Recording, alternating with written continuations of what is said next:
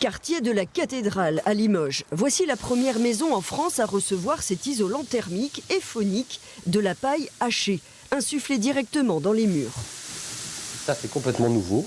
Cette paille est fabriquée localement, à volonté, puisque c'est fabriqué par nos agriculteurs. C'est en voie de développement très avancé. Et on espère d'ici un an et demi avoir tous les avis techniques pour se faire ça partout.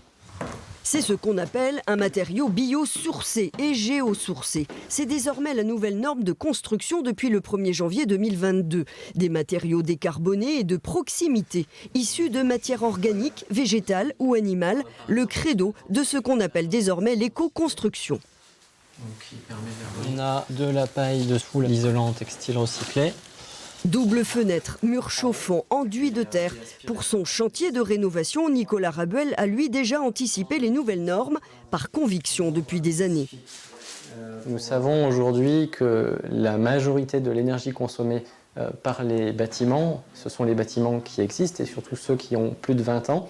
Donc si on peut trouver des moyens de re-rendre aussi performants que le neuf les bâtiments anciens tels qu'on le fait ici, ils sont calés sur des standards de 2050. A priori, ça devrait apporter beaucoup de solutions à nos problèmes d'avenir.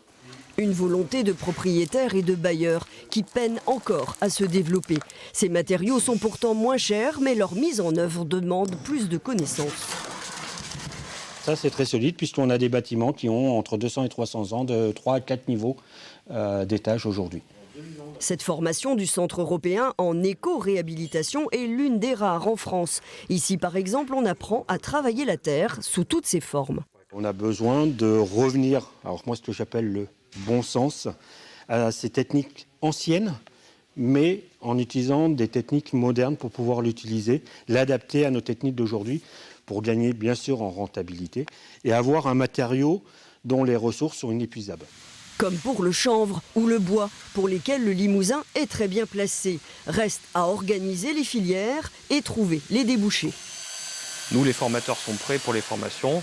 On attend maintenant les demandes d'entreprises. Et les commandes aussi publiques des entreprises qui commencent à être faites, surtout Limoges Métropole, qui met en place des actions, mais aussi la région Nouvelle-Aquitaine dans ses appels d'offres. Et le département, comme avec l'extension de ce collège souhaité en matériaux biosourcés à haute performance énergétique, un appel d'offres remporté par cet architecte, orienté depuis déjà 20 ans vers des constructions éco-responsables.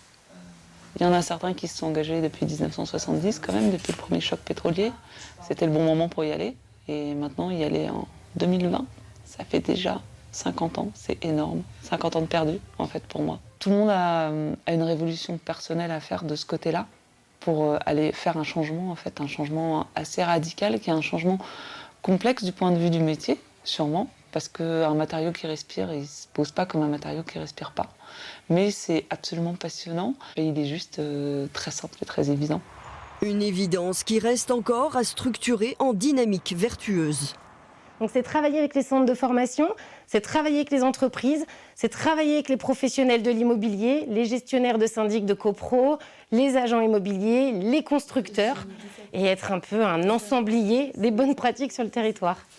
Architecture et rénovation sont au cœur de la transition climatique, en respectant l'identité de notre territoire, si riche de sa biodiversité et de ses liens sociaux.